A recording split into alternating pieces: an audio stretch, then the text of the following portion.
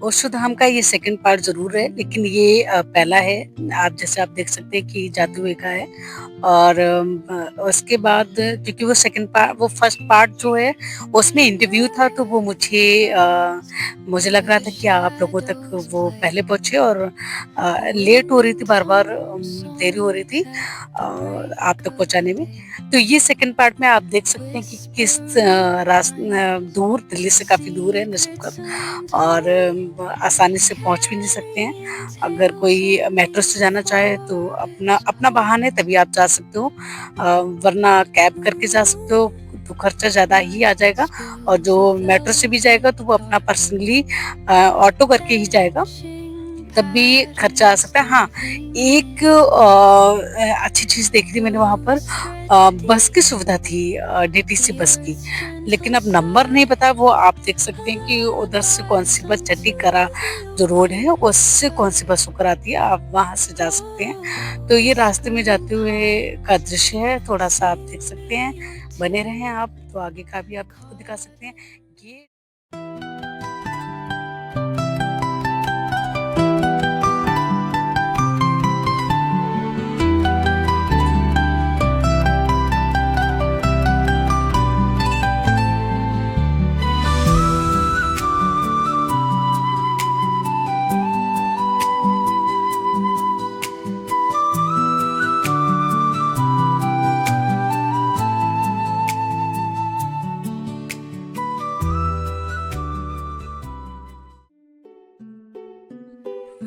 हाँ, ये रहा ओशोधाम के अंदर का दृश्य।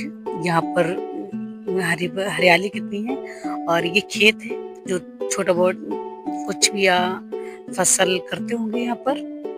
हालांकि मैंने इतना ध्यान से देखा नहीं है। फिर ये स्टोर है जो मैं आपको बाद में बताऊंगी इसके बारे में। पूरा अंदर का दृश्य दिखाऊंगी इसमें भी।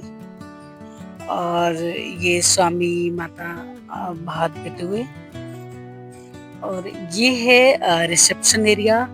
फिर ये आ गया लंच, डिनर, ब्रेकफास्ट एरिया है। और इसके बाद ये मेडिटेशन एरिया है, कीर्तन एरिया और मेडिटेशन दोनों एरिया है ये। यहाँ पर म्यूजिक वगैरह बजता है। फिर ये हम लोग थोड़ा आगे बढ़कर गए, और ये रास्ता बड़ा खूबसूरत लगा एकदम। जब हम कोई नई चीज देखते तो बड़ा मजा आता है, अच्छा लगता है, अच्छा फील होता है। तो बड़ी शांति थी।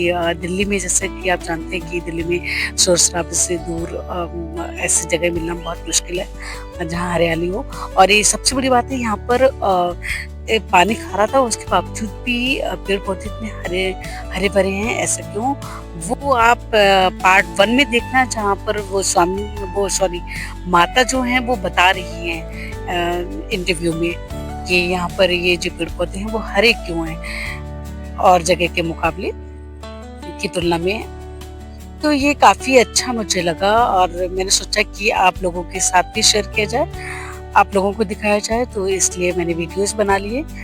हालांकि मैं किसी काम से गई थी, यहाँ पर कई रिकॉर्ड के पर्पस ही थी, लेकिन पर्पस मेरा रिकॉर्ड करना ही था। लेकिन फिर मैं जब अंदर को भी, तो मैंने सोचा कि ये भी मैं आपको दिखा दूं इंटरव्यू के अलावा।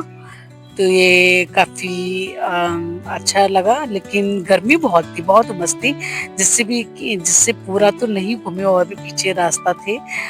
तो फिर यहाँ से वापस हो लिए। ये किसी का प्राइवेट रूम है जो यहाँ पर काम करते हैं वरिष्ठ, जो यहाँ पे मेरे मैं क्या बोलूँगी, मुझे अधिकारी कहने में आता है। वरिष्ठ जन जो यहाँ पर हैं, या इनके पदाधिकारी, या जो भी बोलते हैं यार।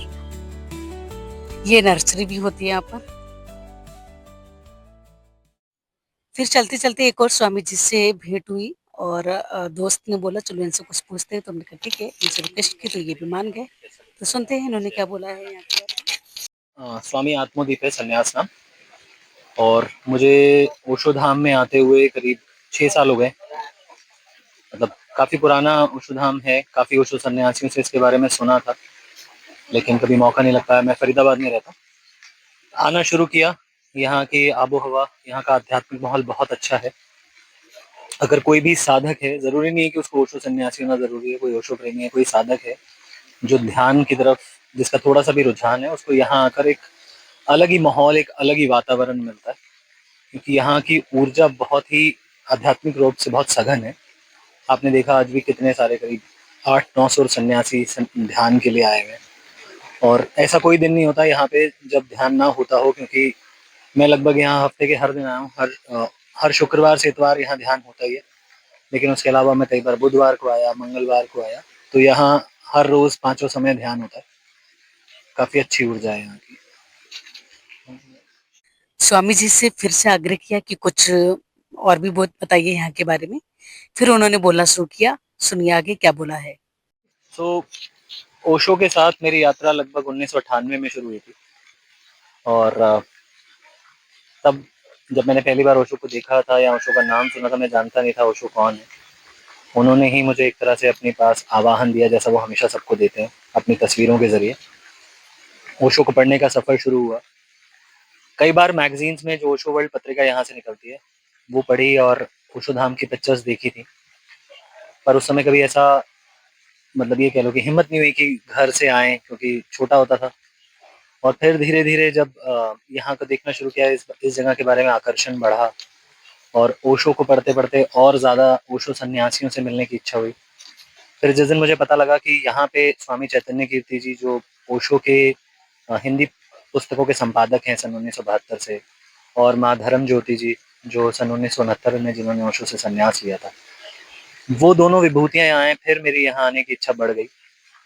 माँ धर्म ज्योति जी तो यहीं पे हैं, तो तब से मैं यहाँ आ रहा हूँ, करीब 5-6 साल हो गए हैं। फिर मैंने अपने दोस्त से यहाँ के एक्सपीरियंस के बारे में पूछा कि पहली दफे आकर कैसा लगा है, तो उन्होंने अपना एक्सपीरियंस शेयर किया है। तो चलिए उनको भी सुन लेते हैं। मैं पहली बार ओशो धाम दिल्ली में आया हूँ, और यहाँ आकर बहुत सुकून, बहुत शांति है। एक पीसफुल माइंड, जो स्ट्रेस है, फील फ्री कर रहा हूँ।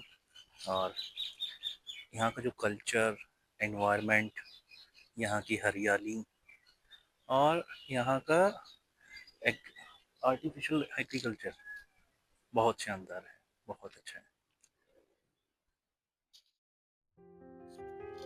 ये वही स्टोर है जो वीडियो में शुरुआत में देखा था आपने। तो यहाँ पर काफी सामान है, आप खरीद सकते हैं। और यहाँ पर जो मैरून कलर के अंदर पहने हुए हैं, जिन्होंने दीक्षा ली है वो लोग पहने हुए हैं। तो ऐसी ड्रेस आप पहन सकते हैं, खरीद सकते हैं, चाहे व्हाइट में या मैरून में, जैसे भी आपकी इच्छा करे वैसे अपने साइज का यहाँ से ले सकते हैं। और यहाँ का म्यूजिक मुझे बड़ा अच्छा लगा था। वो मैं यहाँ पर थोड़ा तेज कर दूंगी, आप सुनना। तो ये यहाँ पर अच्छा लगा, काफी अच्छा लगा। तो आप अपने हिसाब से चीजें खरीद सकते हैं, किताबें हैं काफी, और काफी कुछ सामान है, खुद का उनका बना हुआ साबुन वगैरह, ये सब सारी चीजें हैं यहाँ पर।